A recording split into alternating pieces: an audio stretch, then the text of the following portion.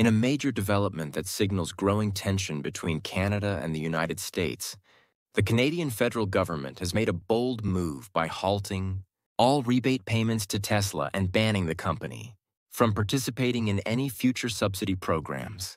This shift in policy, announced by Transport Minister Chrystia Freeland, didn't come out of nowhere. It's part of a broader strategy to protect Canadian interests, amid what Canada sees as increasingly aggressive tariff threats from the Trump administration. Freeland, who's also seeking re-election in University Rosedale, laid out her reasoning clearly. She wants every single rebate claim from Tesla thoroughly reviewed before any money changes hands. Speaking to Global News, Freeland stated, "Upon assuming my role as transport minister, I instructed my department to stop all payments, while ensuring that claims are valid and meet eligibility criteria." She added that payments would not resume until there is confidence in the legitimacy of the claims submitted by Tesla. This crackdown was sparked by a staggering surge in rebate applications that came in all at once. According to the Toronto Star, Tesla submitted 8,753 rebate claims in just 72 hours back in January. That's nearly 3,000 claims, a extraordinary volume that coincided with the looming expiration of Canada's federal rebate program. The timing and volume of those claims raised red flags across government departments. Freeland's response wasn't just to hit pause. She also took steps to rewrite the rules of the game, changing eligibility criteria for Canada's zero-emission vehicles program to specifically exclude Tesla from receiving any more financial incentives. It was a significant message. Canada's EV subsidy programs are for companies that play by the rules, and that means not trying to flood the system just before a policy window closes. This move also lines up with Freeland's previous public frustrations over American economic policies.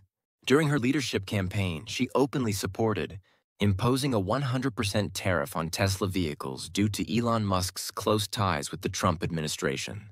That proposal wasn't just economic, it was political. It suggested a larger strategy push back hard against U.S. tariffs and send a message that Canada isn't going to sit back.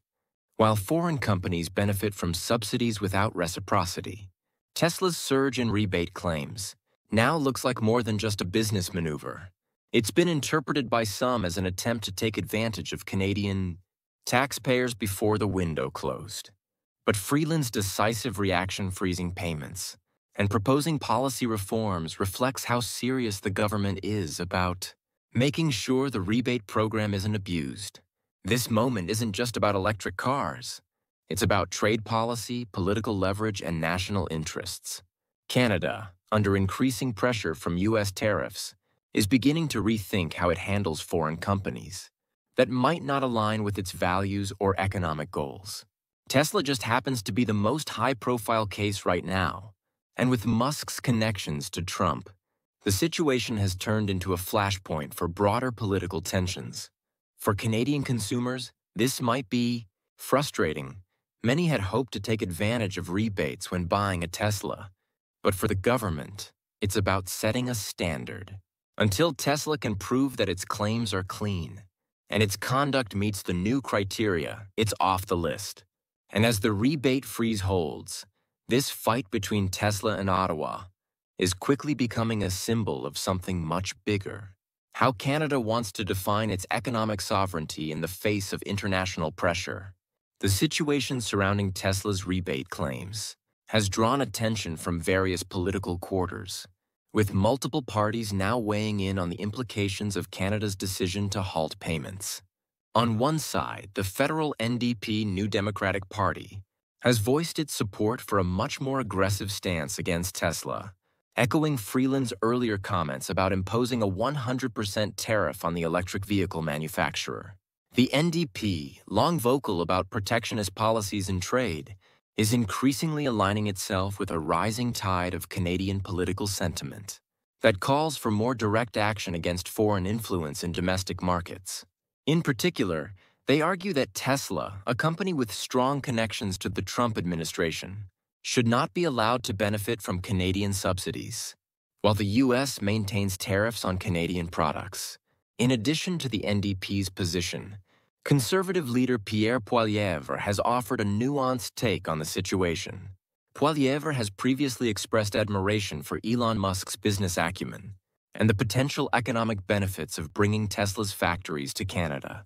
Despite his respect for Musk, Poilievre distanced the Conservative Party from the controversy surrounding the rebate program, suggesting that the whole debacle stems from decisions made by the current Liberal government. By framing the issue as a product of the Liberal administration's own policies, Poilievre has sought to minimize Conservative involvement in the debate, though his party has yet to take a firm stance on tariffs, against Tesla vehicles specifically. Poilievre's rhetoric, while avoiding direct conflict with Musk, emphasizes the importance of job creation for Canadians. He argues that Canada's focus should be on creating opportunities for Canadian workers, particularly through the development of high-tech industries like electric vehicles. His approach contrasts sharply with the Liberal government's handling of the situation, with some critics accusing Freeland of being overly cautious and not prioritizing Canadian jobs and economic growth as aggressively as she could. Meanwhile, the public reaction to Tesla's involvement in the rebate program has been increasingly negative. Protests against the company have sprung up across various provinces, with many Canadians voicing frustration over Musk's ties to the U.S. government and his controversial public stances on a range of issues. Tesla dealerships in Canada are reportedly facing unrest, as some customers have expressed dissatisfaction with the company's perceived influence on Canadian policy. This public dissatisfaction reflects a broader conversation in Canada about the role of foreign corporations operating in the country and their responsibilities toward Canadian values. The political dynamics surrounding Tesla are not limited to federal politics. Provincial governments are also making moves to protect their own interests. For example, both Nova Scotia and Manitoba have announced that Tesla vehicles will no longer be eligible for their provincial electric vehicle rebate programs. These decisions signal a strong stance against a company perceived to be undermining local economic priorities. In British Columbia, Tesla products have been excluded from eligibility for electric vehicle charger rebate programs for single-family homes, a move that reflects growing concerns about the company's influence. At the provincial level, the debate has centered on protecting local industries and ensuring that Canadian economic interests are not subordinated to the interests of foreign corporations. These actions by provinces like Nova Scotia, Manitoba, and British Columbia show that there is a growing consensus in Canada about the need for stronger protections against foreign corporate overreach. Whether it's the federal government freezing rebate payments or provinces taking action against Tesla's participation in local rebate programs, the message is clear. Canada is ready to take a tougher stance in its trade and economic relationships.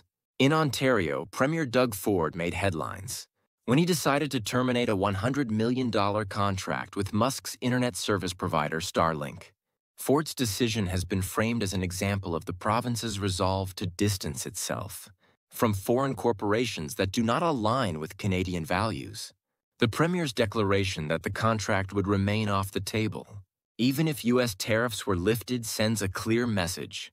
Ontario is committed to ensuring that the province's economic interests are protected, regardless of external pressure.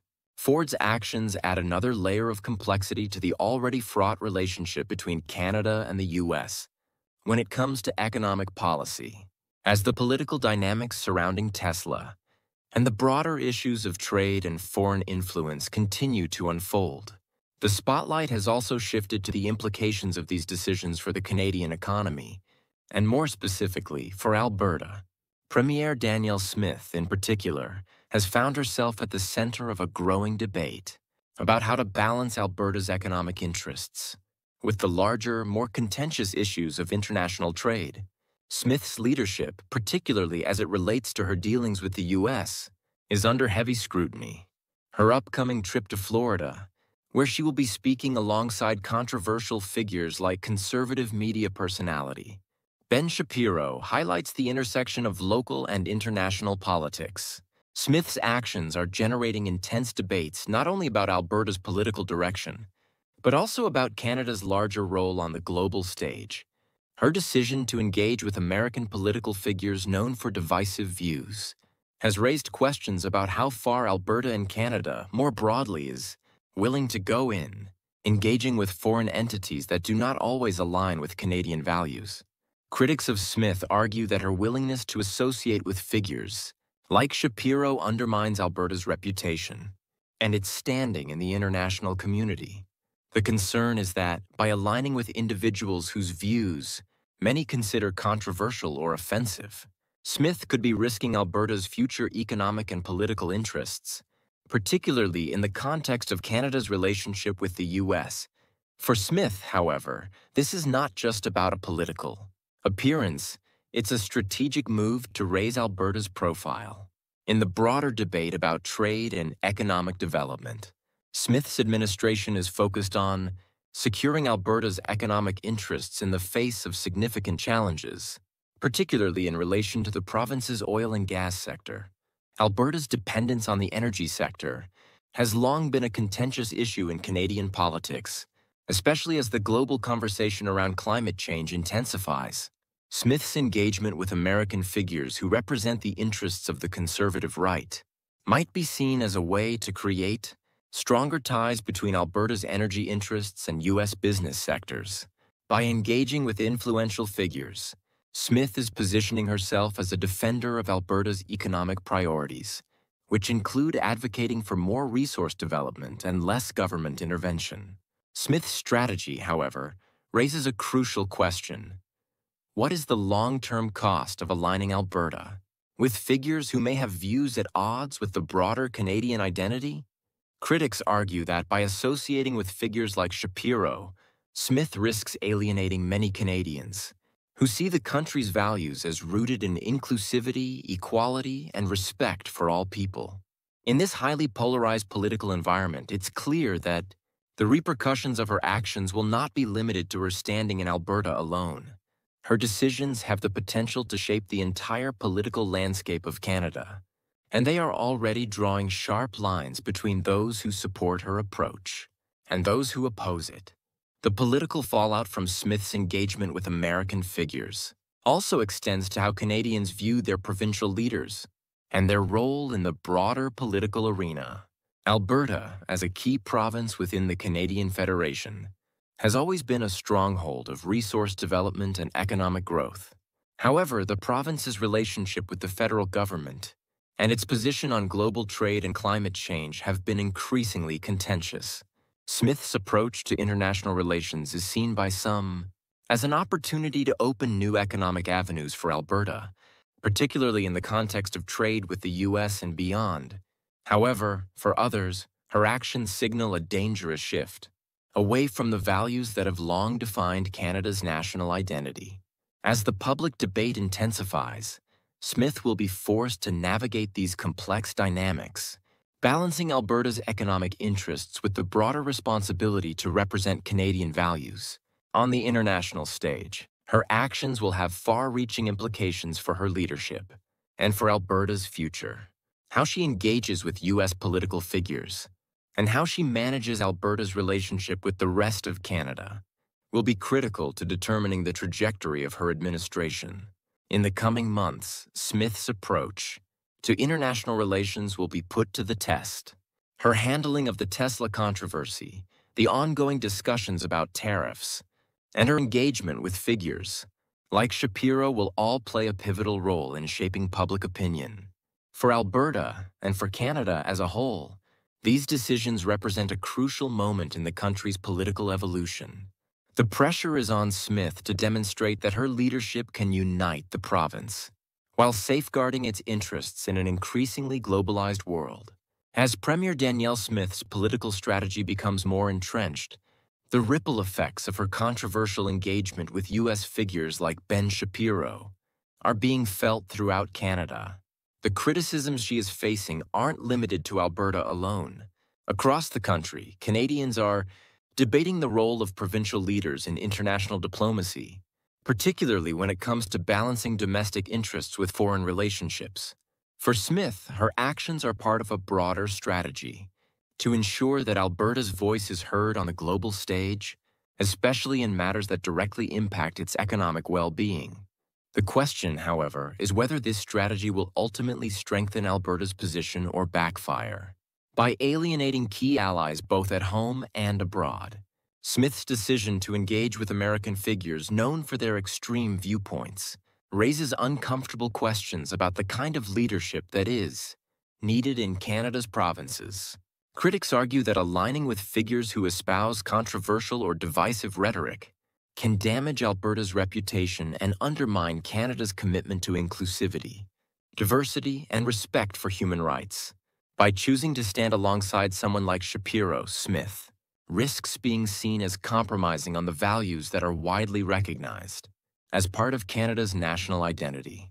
This situation encapsulates the delicate balancing act that Smith, and by extension Alberta, must perform as they navigate complex international relationships. On the other hand, Smith and her supporters argue that her outreach to influential American figures is a pragmatic response to the geopolitical realities of the modern world. With Alberta's economy heavily reliant on the oil and gas industry, and with tensions in trade policy escalating, Smith sees value in cultivating closer ties with conservative U.S. figures who share her economic outlook. By engaging with these figures, Smith hopes to align Alberta with a pro-business agenda that can help strengthen its economic position, both within Canada and in the global market. For Smith, this is not about abandoning Canadian values, it's about ensuring that Alberta's economic priorities are understood and supported on the international stage. However, the response from within Alberta and across the country is far from unanimous. While some Albertans applaud Smith's bold stance, others are deeply uncomfortable with the optics of her engagement with figures who are widely regarded as controversial. The backlash is palpable in the growing criticisms from opposition parties, who accuse Smith of undermining Canada's core values. These critics argue that Alberta's long-term prosperity is tied to the country's ability to maintain strong, positive relationships with its international partners, particularly those in Europe and the U.S., aligning with figures who are divisive could alienate potential allies and undermine Alberta's standing in broader trade discussions. The debate surrounding Smith's political strategy is also tied to the growing discontent in the Canadian public about the role of foreign corporations, especially those with ties to the U.S. The issues surrounding Tesla and its rebate claims is just one example of the broader unease that many Canadians feel about foreign companies exerting influence over the country's markets and policy decisions.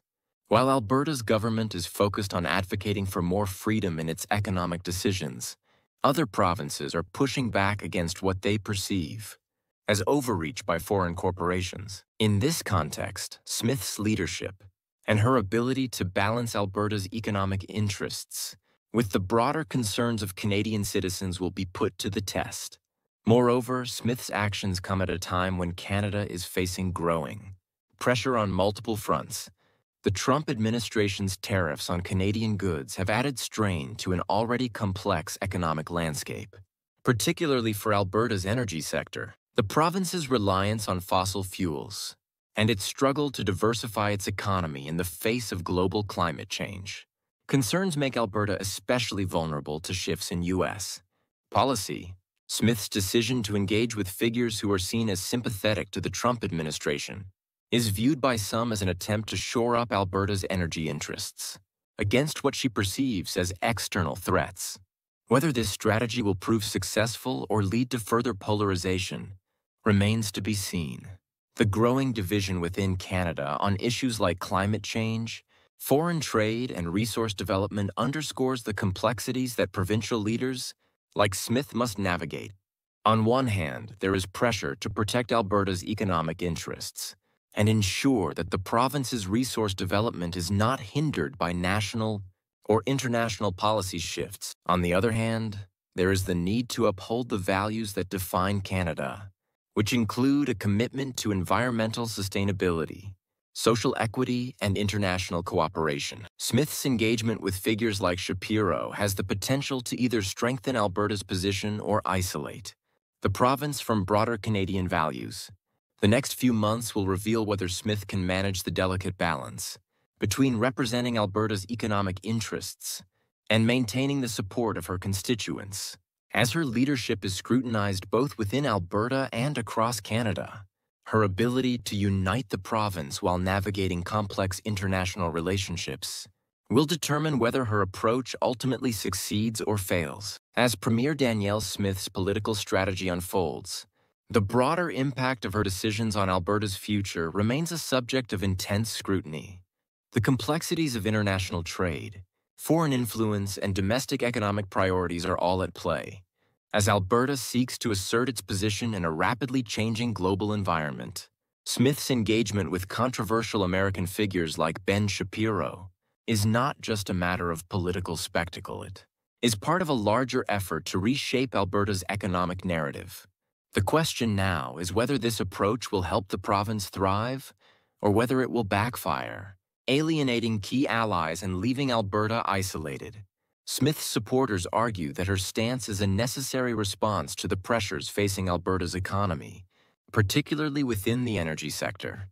The province's heavy reliance on oil and gas has been a contentious issue for years, especially with the global shift toward renewable energy. Alberta's economic future depends on its ability to diversify, but this process is slow and fraught with challenges. In this context, Smith's outreach to conservative U.S. figures who support fossil fuel industries is seen as a strategic move to secure more favorable trade relations with the U.S. These relationships, Smith argues, could help protect Alberta's economic interests in the face of shifting global trends and political pressure. However, this approach has its drawbacks. Critics argue that Smith's decision to align herself with figures like Shapiro could harm Alberta's reputation on the international stage, particularly among Canadians who prioritize inclusivity and diversity. As Smith continues to engage with these figures, she faces growing backlash not only from opposition parties, but also from within her own province. Many Albertans are uncomfortable with the optics of their leader, associating with figures who have been accused of promoting divisive and harmful rhetoric. This tension is compounded by the fact that Smith's strategy of aligning Alberta's economic future with figures associated with controversial viewpoints could alienate both domestic and international allies who value diplomacy and mutual respect. The backlash against Smith's political maneuvering also highlights the growing divide within Canadian politics regarding the role of foreign corporations and trade relationships. As Tesla's rebate controversy shows, Canada is becoming increasingly wary of foreign influence in its domestic policies. Tesla, with its connections to the U.S. government, is just one example of how foreign companies can impact Canadian markets and policy decisions. While Alberta's government continues to push for more economic freedom, other provinces are taking a more cautious approach. Provinces like Nova Scotia and Manitoba have moved to protect their own rebate programs from foreign influence, signaling a shift toward more protectionist policies at the provincial level. The question is whether this shift will be sustainable, or if it will create further divisions between provinces that are more open to foreign investment and those that are more focused on safeguarding domestic industries. For Smith, the challenge lies in balancing Alberta's economic interests with the broader responsibilities of leadership in a multicultural and inclusive country like Canada. While Alberta's economy may benefit from closer ties with the U.S. and its conservative leaders, Smith must also consider the long-term implications of her political strategy. Engaging with controversial figures may bring short-term economic gains, but it could also create lasting divisions that harm Alberta's standing within Canada. And on the global stage, Smith's handling of the Tesla rebate situation, her engagement with U.S. political figures, and her broader trade strategy will define her political legacy. The province's economic future will depend on her ability to unite Albertans while maintaining respect for the values that define Canada as a nation. How Smith navigates these complex issues will determine whether Alberta remains a leader in Canada's economic development, or whether it risks alienating itself from the rest of the country. As the public debate continues to unfold, It is clear that Smith's leadership will be put to the test. Can she balance Alberta's need for economic growth with the broader Canadian values of inclusion, respect, and environmental sustainability? Or will her political maneuvering alienate the very people she is seeking to represent? Only time will tell, but one thing is certain: the outcome of this political struggle will have long-lasting implications for both Alberta and Canada as a whole. As Premier Danielle Smith's actions continue to spark political debate, the ripple effects of her leadership strategy are being felt across Alberta and Canada. The growing discontent surrounding her engagement with controversial figures in the U.S. is a reflection of a deeper national conversation about leadership, foreign influence, and the responsibilities of provincial leaders. While Smith's supporters defend her approach, arguing that it is necessary to protect Alberta's economic interests, critics continue to question whether aligning with figures known for their divisive rhetoric will ultimately benefit the province in the long run. For Alberta, which has long been reliant on its energy sector, the stakes are high. Smith's strategy of building stronger ties with conservative U.S. figures, who are seen as supporters of fossil fuel industries, is viewed by many as an attempt to secure favorable trade relations and economic opportunities for the province. With Alberta's oil and gas industry facing global pressure due to the shift toward renewable energy, Smith's outreach to American political figures is framed as a strategic response to the challenges the province is experiencing.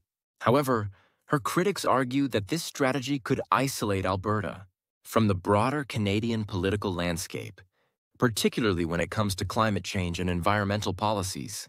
The backlash against Smith's strategy is not limited to the political opposition, but also comes from within her own province. Many Albertans are uncomfortable with the optics of their premier, associating with individuals whose views are seen as offensive or contrary to Canadian values.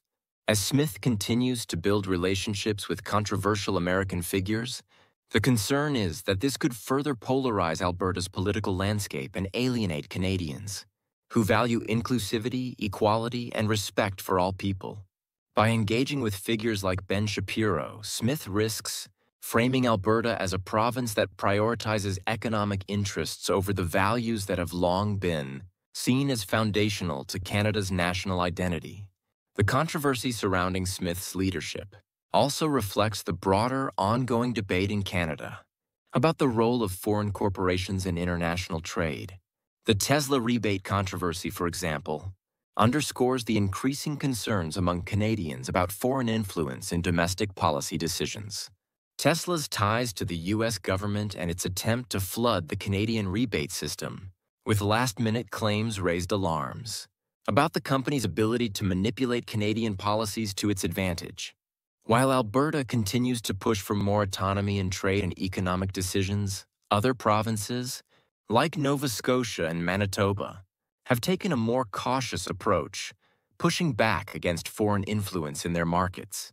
These provincial moves signal a shift toward a more protectionist stance that could alter the trajectory of Canadian trade policies in the coming years.